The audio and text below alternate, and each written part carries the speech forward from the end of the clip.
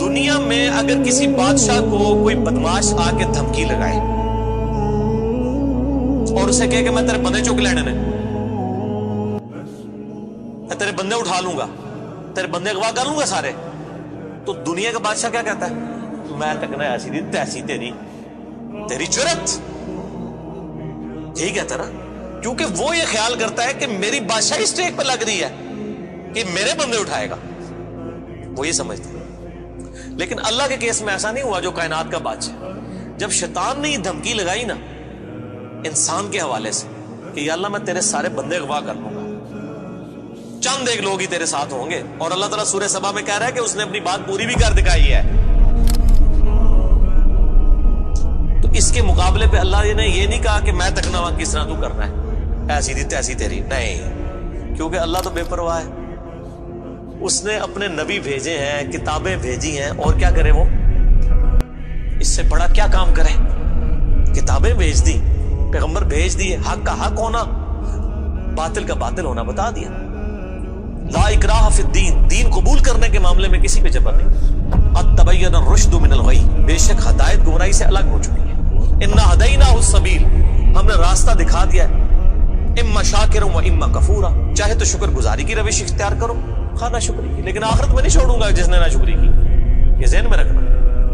لیکن ہدایت بھی سب کو پلیٹ میں رکھ کے نہیں دوں گا، والذین جاہدوا فینا لنہدینہم سبلنا، جو لوگ کوشش کریں گے انہی کے لیے حق کے راستے کھولوں گا، جو کوشش نہیں کرے گا دریا کے کنارے بھی پیاسا مر جائے گا۔ جس طرح اکثر مسلمان مر رہے ہیں اس وقت، قرآن گھروں میں پڑھا ہوا ہے لیکن وہ پڑھا ہوا نہیں ہے، پڑھا ہی ہوا ہے، اور کدھر گورے جو ہیں وہ مرنے سے پہلے جناب قرآن ترجمے سے پڑھ رہے ہیں، ان کو ہدایت مل رہی ہے۔ یہ آپ کے سامنے ہے میرے بھائیوں، اللہ کا تو کوئی رشتہ دار نہیں ہے، جو کوشش کرے گا اس کو ہدایت ملے گی۔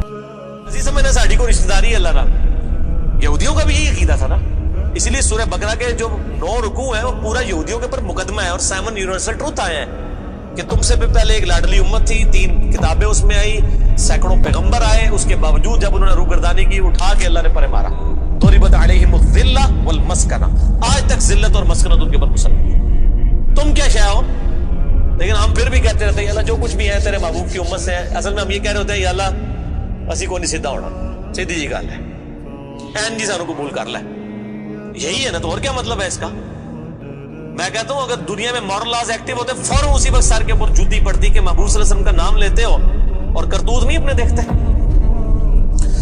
تو دنیا کے بادشاہ تو کہتے ہیں میں تکنا کے ساتھ تو چکنا ہے میرے بندے، تیری ایسی دی تیسی، لیکن اللہ تعالیٰ کیا فرما رہا ہے؟ قال فالحق، اللہ فرماتا ہے یہ ہے سچائی، والحق اقول، اور میں کہتا ہی سچی بات ہوں، یاد رکھیں لأملأن جہنم منک وممن تبعک منہم اجمعین، جو کوئی بھی پھر شیطان تیری پیروی کرے گا نا میرے بندوں میں سے، تو میں نے کسی بندے کی گارنٹی نہیں لی ہوئی، میں اس کو اور تجھے اور تیرے سارے فالوورز کو دوزخ میں ڈال دوں گا، دوزخ کو بھر دوں گا تجھ سے اور تیرے فالوور سے، یعنی میں اپنے کسی بندے کی کوئی گارنٹی نہیں لیتا، میرا کام ہے صرف حق بات پہنچانا، پیغمبروں کو بھی یہ کہا گیا وما علینا الا البلاغ المبین۔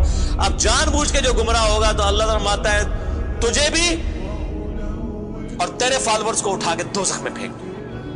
اور قرآن حکیم کی سخت ترین آیت میں اکثر کوٹ کرتا ہوں، سورۃ الاعراف آیت نمبر 179، وَلَقَدْ ذَرَأْنَا لِجَهَنَّمَ كَثِيرًا مِنَ الْجِنِّ وَالْإِنسِ، اور بے شک ہم نے کثرت کے ساتھ جن اور انسان پیدا ہی دوزخ کے لیے کیے۔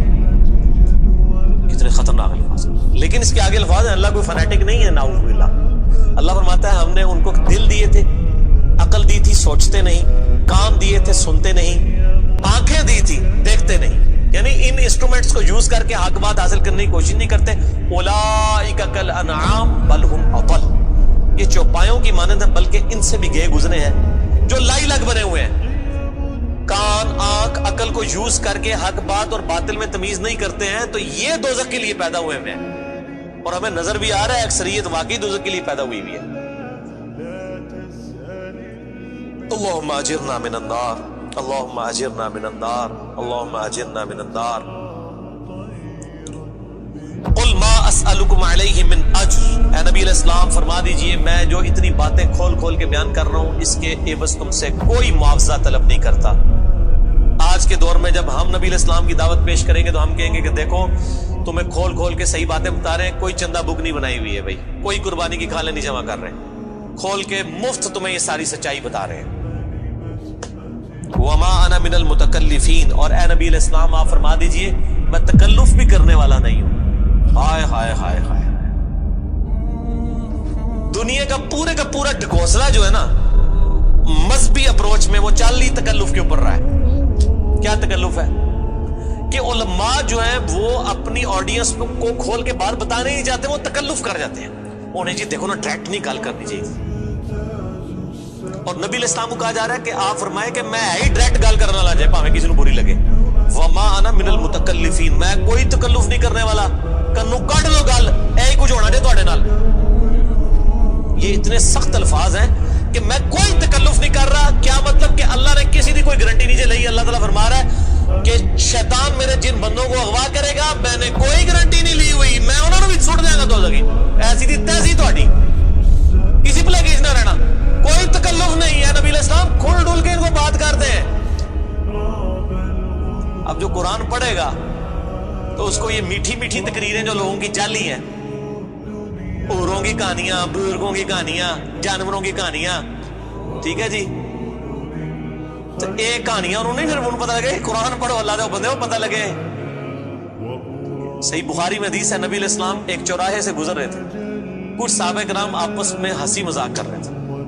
آپ نے ان کے ہنسنے کی آواز سنی. یہ بخاری شریف ہے, یہ سٹوری شریف نہیں ہے. آپ کھڑے ہو گئے اور آپ نے فرمایا اللہ کی قسم جو کچھ میں جانتا ہوں نا اگر تم جانتے ہوتے تو تم زیادہ رویا کرتے, کم ہنسا کرتے. کہ آخرت میں کتنی سختی ہونے والی. لیکن ٹی وی کے اوپر, سوشل میڈیا کے اوپر ایسے وائزین کے کلپ دیکھو نا جی, اے بھی تے ہے کتنا سونا بولتے ہیں ماشاءاللہ, لگتا ہے ہونی جنرل ہی پہنچنے لگا, پتہ لگ جائے گا اتنی بھی جنرل لبنی ہے تمہوں. اور مولا علی علیہ السلام کا قول ہے کہ انسان سویا ہوا ہے جیسے ہی مرے گا جاگ جائے گا. اوہ یہ کیا ہو گیا, یہ او ہو جانی ہے, لیکن اس ٹائم او کا کوئی فائدہ نہیں. وہ میرا مسئلہ نمبر 196 آپ سن لیں, کاش میں دنیا میں واپس جا سکتا. اس وقت انسان کہے گا یا اللہ مجھے دنیا میں دوبارہ واپس بھیج دے, میں پہلے جا کے سوشل میڈیا تو ہے ویڈیو ڈیلیٹ کروں گا. ایڈی میٹھی میٹھی ویڈیوز نے, جھوٹیاں سٹوریاں. اور نبی علیہ السلام سے زیادہ کوئی خوش اخلاق نہیں ہے. اگر یہ اخلاقیات اس چیز کا نام ہو کہ آپ نے لوگوں کو جھوٹی سٹوریاں سنانی ہیں, ان کو لپیٹ لپاٹ کے جو ہے وہ پردے میں رکھ کے باتیں کرنی ہے, کھول کے بات نہیں بتانی. نبی علیہ السلام کو کہا جا رہا ہے آپ فرما دیجئے میں کوئی چندہ نہیں تم سے وصول کرتا, اور نہ میں کوئی تکلف کرنے والا ہوں. میں نے بالکل کھل ڈل کے بات کر دی ہے. اللہ نے کسی کی کوئی گارنٹی نہیں اٹھائی ہوئی. جو پیروی کرے گا اس کے احکامات کی اس کو جنت ملے گی, اور جو شیطان کے ہتھے چڑھے گا اللہ نے کوئی نہیں کہنا کہ میرے بندے نہیں چھاڑ دے, نہیں, جائے دوزخ میں جانا ہے. ان ہوا الا ذکر للعالمین, یہ قرآن تو نہیں ہے مگر نصیحت تمام جہان والوں کے لیے. اس قرآن کے ذریعے میں ڈر سنا رہا ہوں. فذکر بالقرآن من یخاف وعید, نبی علیہ السلام قرآن کے ذریعے تبلیغ کر دیجئے, ڈر سنا دیجئے جو بھی اللہ کی دھمکی سے ڈرتا ہے. وَلَا تَعْلَمُنَّ نَبَأَهُ بَعْدَ حِينٍ, ان قریب مرنے کے بعد کچھ عرصے کے بعد تمہیں خود ہی پتہ چل جائے گا جو کچھ میں کہہ رہا تھا یہ کچھ ہو جائے گا. وہی جو میں نے کہا نا کہ مر کے انسان کو پتہ چل جائے گا سب کچھ. وہ کہتے ہیں جی وہ کوئی نہیں جی, اگے جا کے پتہ لگ جائے گا کون ٹھیک ہے کون غلط ہے. میں کہتا آگے جا کے پتہ نہیں لگا, لگ پتہ جائے گا. پتہ لگنا ہے تو پھر تو چلو ٹھیک ہے, لگ پتہ جائے گا. اور یہاں پہ بھی یہی کہا جا رہا ہے کہ آگے جا کے لگ پتہ جائے گا. یہ پنجابی میں یہی ترجمہ ہو رہا ہے اس کا, آگے جا کے لگ پتہ جائے گا کہ میں یہ کھل ڈل کی بات کر رہا ہوں, یہ بات اسی طریقے سے ہے.